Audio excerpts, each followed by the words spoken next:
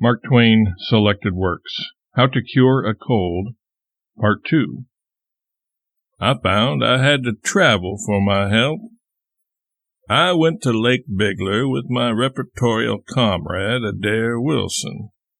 It is gratifying to me to reflect that we traveled in considerable style. We went in the Pioneer coach, and my friend took all his baggage with him, consisting of 2 excellent silk handkerchiefs and a daguerreotype of his grandmother.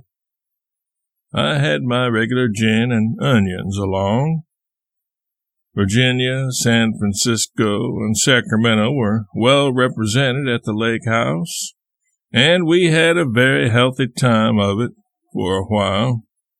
We sailed and hunted and fished and danced all day, and I doctored my cough all night. By managing in this way, I made out to improve every hour in the 24. But my disease continued to grow worse. A sheet bath was recommended. I had never refused a remedy yet, and it seemed poor policy to commence then. Therefore, I determined to take a sheet bath, notwithstanding I had no idea what sort of arrangement it was. It was administered at midnight, and the weather was very frosty. My breast and back were bared, and a sheet, there appeared to be 1,000 yards of it, soaked in ice water, was wound around me until I resembled a swab for a Columbiad. It is a cruel expedient. When the chilly rag touches one's warm flesh, it makes him start with sudden violence and gasp of breath, just as men do in the death agony.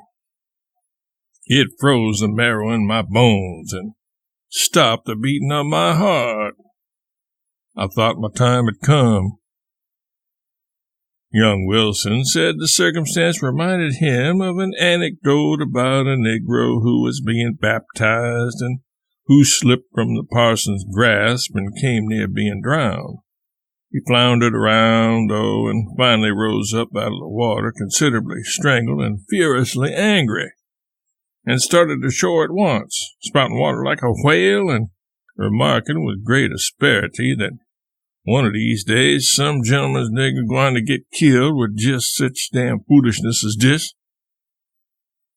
Then young Wilson laughed at his silly, pointless anecdote, as if he had thought he had done something very smart. I suppose I am not to be affronted every day, though, without resenting it.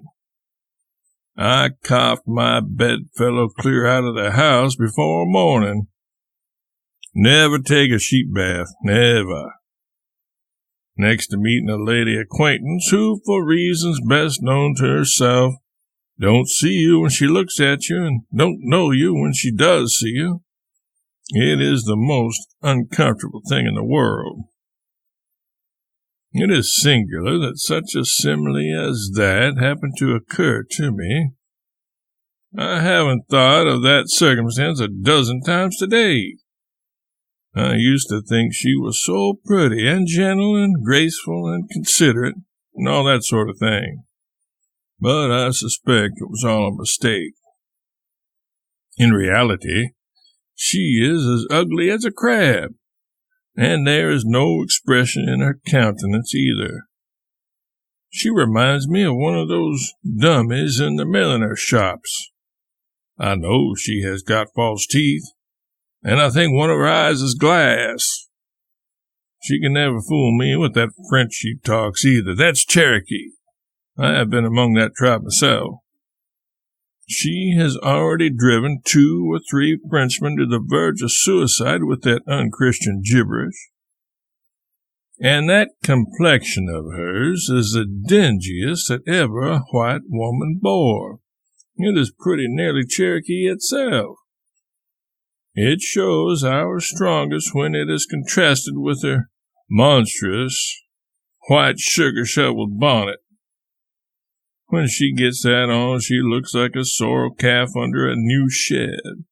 I despise that woman, and I'll never speak to her again. Not unless she speaks to me, anyhow. But as I was saying, when the sheet bath failed to cure my cough, a lady friend recommended the application of a mustard plaster to my breast. I believe that would have cured me effectually if it had not been for young Wilson. When I went to bed, I put my mustard plaster, which was a very gorgeous one, 18 inches square, where I could reach it when I was ready for it. But young Wilson got hungry in the night and ate it up. I never saw anybody have such an appetite. I'm confident that lunatic would have eaten me if I had been healthy.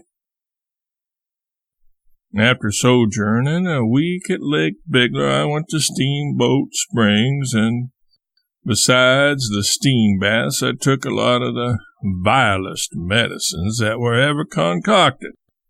They would have cured me, but I had to go back to Virginia, where, notwithstanding the variety of new remedies I absorbed every day, I managed to aggravate my disease by carelessness and undue exposure.